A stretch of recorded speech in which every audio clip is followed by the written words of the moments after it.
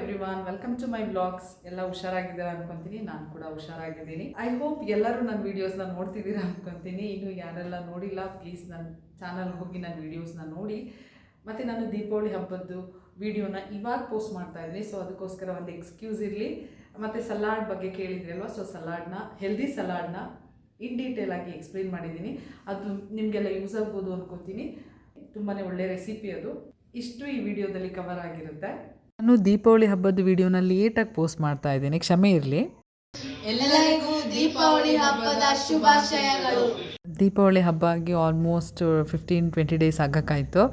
ನಾನು videos post ಮಾಡೋಕ್ಕಾಗಿರಲಿಲ್ಲ. So ಹಾಗಾಗಿ ನಿಧಾನಕ್ಕೆ ಪೋಸ್ಟ್ ಮಾಡ್ತಾ ಇದ್ದೀನಿ.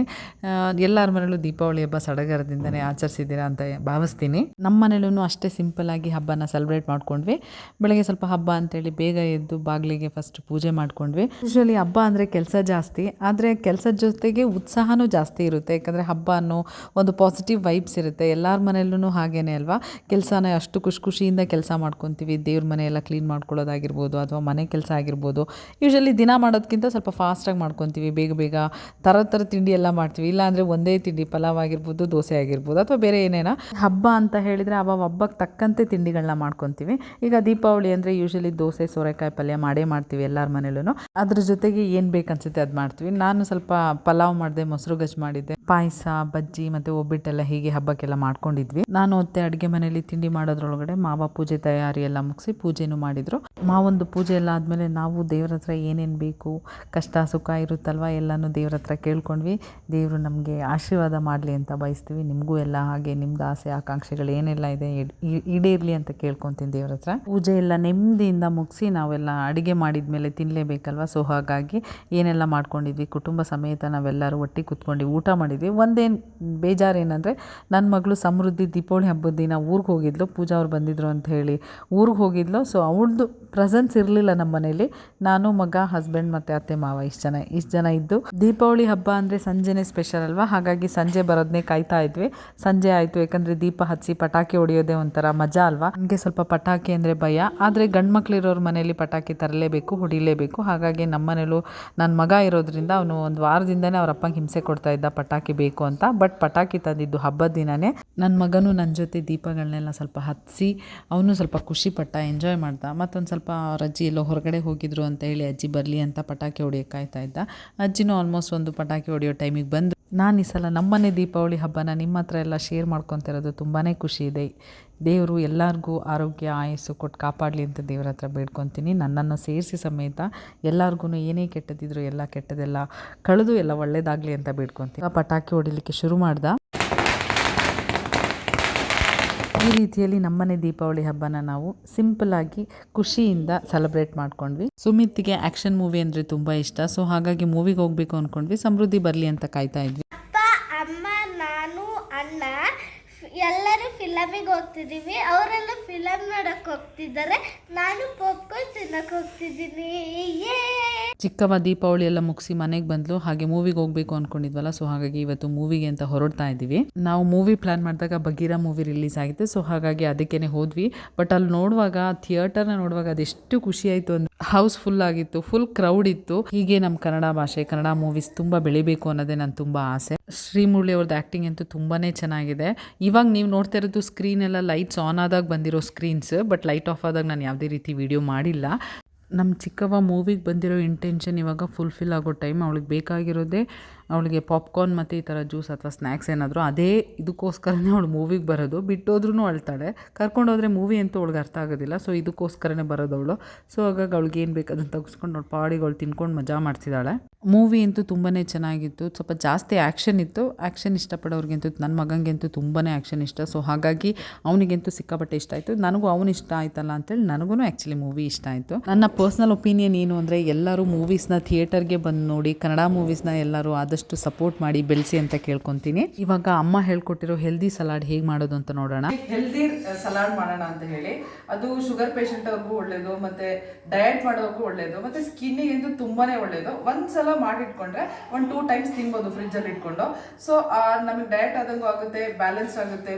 ಸೊ ಹಾಗಾಗಿ ಏನೆಲ್ಲ ಹಾಕ್ತೀನಿ, ಏನೆಲ್ಲ ಇದಕ್ಕೆ ಇಂಗ್ರೀಡಿಯೆಂಟ್ಸ್ ಬೇಕು ಅಂತ ಅಂದರೆ, ನೂಕೋಲ್ ಹಾಕ್ತೀನಿ, ಮತ್ತು ಕ್ಯಾಬೇಜ್, ಮೂಲಂಗಿ, ಸೌತೆಕಾಯಿ, ಮೊಳಕೆ ಕಟ್ಟಿದ ಮೆಂತೆ ಮತ್ತು ಹೆಸರು ಕಾಳು ಮೊಳಕೆ ಕಟ್ಟಿರೋದು, ಪುದೀನ ಬೇಕಾದರೆ, ಇದು ಜೀರಿಗೆ ಡೈಜೆಷನಿಗೆ ಚೆನ್ನಾಗಿರುತ್ತೆ ಅಂತೇಳಿ, ಮತ್ತು ಆನಿಯನ್ ಸ್ವಲ್ಪ ನೀಟಾಗಿ ಫ್ಲೇವರ್ ಬೇಕಲ್ಲ ನಮಗೆ ಅಂತೇಳಿ, ಮತ್ತು ಸಾಲ್ಟ್, ಪೆಪ್ಪರ್, ಲೆಮನ್. ಕರ್ಡ್ ಮೊಸರು ಬೇಕಾದರೆ ಮಾತ್ರ ಹಾಕೋಬೋದು, ಇಷ್ಟ ಇಲ್ಲದೆ ಇರೋರು ಬಿಡ್ಬೋದು. ಇಷ್ಟಂತೂ ಹಾಕೊಂಡ್ರೆ ಸ್ಕಿನ್ನಿಗೂ ಒಳ್ಳೆಯದು ಮತ್ತು ಡಯಟ್ ಮಾಡೋರಿಗಂತೂ ತುಂಬಾ ಚೆನ್ನಾಗುತ್ತೆ ಈ ರೆಸಿಪಿ ಆ್ಯಕ್ಚುಲಿ. ಸೊ ಹಾಗಾಗಿ ತೋರಿಸೋಣ ಅಂತ ಇದ್ದೀನಿ. ಸೌತೆಕಾಯಿ ಹಾಕ್ತಾ ಇದ್ದೀನಿ. ನೀವು ವೆಜಿಟೇಬಲ್ಸ್ ಇದೇ ಹಾಕಬೇಕು ಅದೇ ಹಾಕಬೇಕು ಅಂತ ಏನಿಲ್ಲ, ಏನು ವೆಜಿಟೇಬಲ್ಸ್ ಇರುತ್ತೆ ಅದನ್ನು ಹಾಕೊಂಡು ಮಾಡ್ಕೋಬೋದು ಸಲಾಡು. ಸ್ವಲ್ಪ ಶುಗರ್ ಪೇಷಂಟ್ ಇರೋರು ಕ್ಯಾರೆಟ್ನ ಅವಾಯ್ಡ್ ಮಾಡಬೇಕು ಅಂತಾರೆ, ಸೊ ಹಾಗಾಗಿ ಕ್ಯಾರೆಟ್ನ ಅವಾಯ್ಡ್ ಮಾಡಿದ್ದೀನಿ. ಬಟ್ ಡಯಟ್ ಮಾಡೋರು ಕ್ಯಾರೆಟ್ನು ಪ್ರಿಫರ್ ಮಾಡ್ಬೋದು. ಈಗ ಕ್ಯಾಬೇಜ್ ಹಾಕೊಂಡೆ, ಸೌತೆಕಾಯಿ ಹಾಕೊಂಡೆ, ನೂಕೋಲ್ ಹಾಕೊಂಡೆ, ವೈಟ್ ಮತ್ತು ಗ್ರೀನ್ ವೆಜಿಟೇಬಲ್ಸ್ ಮಿಕ್ಸ್ ಮಾಡ್ಕೊಂಡ್ರು ಚೆನ್ನಾಗಿರುತ್ತೆ. ಇವಾಗ ನಾನು ಸಾಧಾರಣ ಎಲ್ಲ ವೈಟ್ ವೆಜಿಟೇಬಲ್ಸೇ ಹಾಕಿದ್ದೀನಿ. ಮೊಳಕೆ ಕಟ್ಟಿರೋ ಮೆಂತೆ, ಇದು ತುಂಬಾ ಒಳ್ಳೆಯದು, ಸ್ಕಿನ್ನಿಗಂತೂ ತುಂಬಾ ಒಳ್ಳೆಯದು. ಪುದೀನ ಸ್ವಲ್ಪ ಹಾಕಿದ್ದೀನಿ, ಮತ್ತು ಹೆಸರು ಕಾಳು, ಇದು ಎಲ್ಲ ಮಕ್ಕಳಿಗೂ ದೊಡ್ಡವ್ರಿಗೂ ಚಿಕ್ಕವ್ರಿಗೂ ಎಲ್ಲರಿಗೂ ಒಳ್ಳೆಯದಿದ್ದು, ಇದನ್ನು ಹಾಕ್ಕೊಳ್ತಾ ಇದ್ದೀನಿ. ಮತ್ತು ಜೀರಿಗೆ ಹಾಕ್ತಾ ಇದ್ದೀನಿ. ನೀವು ಇದಕ್ಕೆ ಇದೇ ವೆಜಿಟೇಬಲ್ಸ್ ಹಾಕಬೇಕು, ಇದೇ ಹಾಕಬೇಕು ಅಂತ ಏನಿಲ್ಲ, ನಿಮ್ಗೆ ಯಾವ್ದು ಬೇಕು ನೀವು ಅದನ್ನು ಹಾಕೋಬೋದು. ಬೇಕಂದವರು ಟೊಮ್ಯಾಟೊನೂ ಹಾಕೋಬೋದು, ಸಾಂಬಾರ್ ಸೊಪ್ಪು ಹಾಕೋಬೋದು. ಇಷ್ಟನ್ನು ಹಾಕಿ ಮಿಕ್ಸ್ ಮಾಡ್ತಾ ಇದ್ದೀನಿ.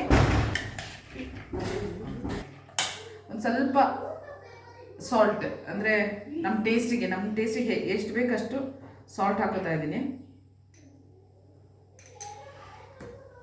ಫ್ರಿಜ್ಜಲ್ಲಿ ಇಡೋರು ನಮಗೆ ಎಷ್ಟು ಬೇಕು ಅಷ್ಟಕ್ಕೆ ಮಾತ್ರ ಸಾಲ್ಟ್ ಹಾಕೊಂಡು ಹಾಗೆ ಇಡಬೇಕು. ನೆಕ್ಸ್ಟ್ ಟೈಮಿಗೆ ತಿನ್ನೋರು ಅವಾಗ ಸಾಲ್ಟ್ ಹಾಕೋಬೇಕು, ಇಲ್ಲಾಂದರೆ ಅದು ನೀರು ಬಿಡುತ್ತೆ. ಈಗ ಸ್ವಲ್ಪ ಪೆಪ್ಪರ್, ಬೇಕಾದರೆ ಚಾಟ್ ಮಸಾಲ ಹಾಕೋಬೋದು. ಇನ್ನೂ ನಮಗೆ ಟೇಸ್ಟ್ ಬೇಕು ಅಂದರೆ ಸ್ವಲ್ಪ ಶುಗರ್ ಪೇಷಂಟ್ ಅವರು ಅದನ್ನೆಲ್ಲ ಹಾಕೊಳ್ದಲ್ಲೇ ಇರೋದೇ ಒಳ್ಳೆಯದು, ಜಸ್ಟ್ ಸಾಲ್ಟ್ ಮತ್ತು ಪೆಪ್ಪರ್. ಇನ್ನು ಡಯಟ್ ಮಾಡೋರೆಲ್ಲ ಬೇಕಿದ್ರೆ ಇದಕ್ಕೇ ಚಾಟ್ ಮಸಾಲ ಹಾಕ್ಬೋದು. ಇನ್ನೊಂದು ಸ್ವಲ್ಪ ನಮ್ಗೆ ಯಾವ ಥರ ಸ್ಪೈಸಿ ಬೇಕು ಅದನ್ನೆಲ್ಲ ಹಾಕೋಬೋದು. ಲೆಮನ್ ಹಾಕ್ತಾ ಇದ್ದೀನಿ.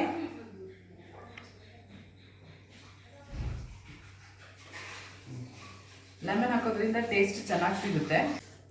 ಸೊ ಇದಕ್ಕೆ ಮೊಸರು ಬೇಕಾದರೆ ಮಾತ್ರ ಹಾಕೋಬೋದು. ಇಲ್ಲಿ ಇವಾಗ ನಾನು ತಿನ್ನೋದ್ರಿಂದ ನಾನು ಸ್ವಲ್ಪ ಮೊಸರು ಹಾಕೊಳ್ಳಲ್ಲ, ಸೊ ಹಾಗಾಗಿ ಮೊಸರನ್ನ ಇಡ್ತಾ ಇದ್ದೀನಿ. ಮೊಸರು ಹಾಕೊಂಡ್ರೆ ಇನ್ನೂ ಚೆನ್ನಾಗಿರುತ್ತೆ. ಸೊ ಗಾರ್ನಿಷಿಗೆ ಅಂತ ಹೇಳಿ ಪುದೀನ ಇಡ್ತಾ ಇದ್ದೀನಿ. ಸೊ ಎಷ್ಟು ಬೇಗ ಸಲಾಡ್ ರೆಡಿ ಆಯಿತು ನೋಡಿ. ಡಯಟ್ ಮಾಡಬೇಕು ಅನ್ನೋರು, ಸ್ಕಿನ್ನಿಗಿರೋ ಎಲ್ಲರಿಗೂ ಒಳ್ಳೇದಿದು, ತುಂಬಾ ಚೆನ್ನಾಗಿರುತ್ತೆ. ಈಗ ನಾನೇ ತಿಂದು ಹೇಗಿದೆ ಅಂತ ಹೇಳ್ತೀನಿ. ಇದು ರಾ ವೆಜಿಟೇಬಲ್ಸ್ ರೆಸಿಪಿ ಆಗಿರೋದ್ರಿಂದ ಯಮ್ಮಿಯಾಗಂತೂ ಇರೋದಿಲ್ಲ. ನಾವೇ ತಿನ್ನಬೇಕಾದ್ರೆ ವಾವ್ ಚೆನ್ನಾಗಿದೆ ಅಂದ್ಕೊಂಡು ತಿಂದರೆ ತುಂಬಾ ಚೆನ್ನಾಗಿರುತ್ತೆ. ಅರ್ಲಿ ಇನ್ ದ ಮಾರ್ನಿಂಗ್ ತಿಂದರೆ ಇನ್ನೂ ಒಳ್ಳೆಯದು. ಇದನ್ನು ಬಿಫೋರ್ ಬ್ರೇಕ್ಫಾಸ್ಟು ಅಥವಾ ಕೆಲವರು ಬ್ರೇಕ್ಫಾಸ್ಟಿಗೆ ಇದನ್ನು ತಿಂತಾರೆ. ಫುಡ್ ತಿನ್ನೋ ಅಭ್ಯಾಸ ಇರೋರು, ತಿಂಡಿ ಊಟ ಎಲ್ಲ ಅಭ್ಯಾಸ ಇರೋರು ಇದನ್ನು ತಿಂದು ಸ್ವಲ್ಪ ತಿಂಡಿನ ಕಡಿಮೆ ಮಾಡ್ಕೊಂಡು ಡೇ ಬೈ ಡೇ ಒಂಚೂರು ಇದಕ್ಕೆ ಜಾಸ್ತಿ ಇಂಪಾರ್ಟೆನ್ಸ್ ಕೊಟ್ಟರೆ ಇನ್ನೂ ಒಳ್ಳೆಯದು. ಶುಗರ್ ಪೇಷಂಟ್ ಅವರು ಊಟ ತಿಂಡಿ ಮಾಡಬೇಕು, ಜೊತೆಗೆ ಇದನ್ನು ತಿನ್ನಬೇಕು. ಡಯಟ್ ಮಾಡೋರು ಇದನ್ನೇ ಜಾಸ್ತಿ ಕನ್ಸಂಪ್ಷನ್ ಮಾಡಿದರೆ ಆಟೋಮೆಟಿಕಲಿ 1 ಮಂತಲ್ಲಿ ಸುಮಾರು ವೆಯ್ಟ್ ಲಾಸ್ ಆಗ್ಬೋದು. 100% ವೆಯ್ಟ್ ಲಾಸ್ ಆಗ್ತಾರೆ. ಮತ್ತು ಸ್ಕಿನ್ನಿಗೂ ಅಷ್ಟೇ ಒಳ್ಳೆಯದು, ಸ್ಕಿನ್ ಗ್ಲೋ ಆಗುತ್ತೆ. ಹಾಗಾಗಿ ಹೇಳ್ತಾ ಇದ್ದೀನಿ, ಒಳ್ಳೆ ರೆಸಿಪಿ ಇದು, ಎಲ್ಲರೂ ಇದನ್ನು ಟ್ರೈ ಮಾಡಿ. ತುಂಬ ಚೆನ್ನಾಗಿರುತ್ತೆ. ಚಿಕನ್ ಮಟನ್ ಹಂಗೆಲ್ಲ ಟೇಸ್ಟ್ ಇರೋಲ್ಲ, ಸಲಾಡಿಗೆ ತಕ್ಕಂತೆ ಟೇಸ್ಟ್ ತುಂಬಾ ಚೆನ್ನಾಗಿರುತ್ತೆ. ಸಿಂಪಲ್ ಆಗಿರೋ ಹೆಲ್ದಿ ರೆಸಿಪಿನ ಎಲ್ಲರೂ ಮೇಕ್ ಯೂಸ್ ಮಾಡ್ಕೊಳ್ಳಿ ಅಂತ ಹೇಳ್ತೀನಿ. ಇಲ್ಲಿಗೆ ಈ ವಿಡಿಯೋನ ಮುಗಿಸ್ತಾ ಇದ್ದೀನಿ. ಇನ್ನೂ ಯಾರೆಲ್ಲ ನನ್ನ ಚಾನಲ್ನ ಸಬ್ಸ್ಕ್ರೈಬ್ ಮಾಡ್ಕೊಂಡಿಲ್ಲ, ವಿಡಿಯೋಸ್ ನೋಡಿಲ್ಲ, ಪ್ಲೀಸ್ ಸಬ್ಸ್ಕ್ರೈಬ್ ಮಾಡ್ಕೊಳ್ಳಿ. ವೀಡಿಯೋಸ್ನ ಹೆಚ್ಚೆಚ್ಚು ನೋಡಿ, ಲೈಕ್ ಮಾಡಿ, ಹಾಗೆ ಶೇರ್ ಮಾಡಿ. ನೆಕ್ಸ್ಟ್ ವಿಡಿಯೋದಲ್ಲಿ ನೆಕ್ಸ್ಟ್ ಕಾನ್ಸೆಪ್ಟ್ ಜೊತೆ ಸಿಗ್ತೀನಿ. ಅಲ್ಲಿ ತನಕ ಥ್ಯಾಂಕ್ ಯು ಸೋ ಮಚ್.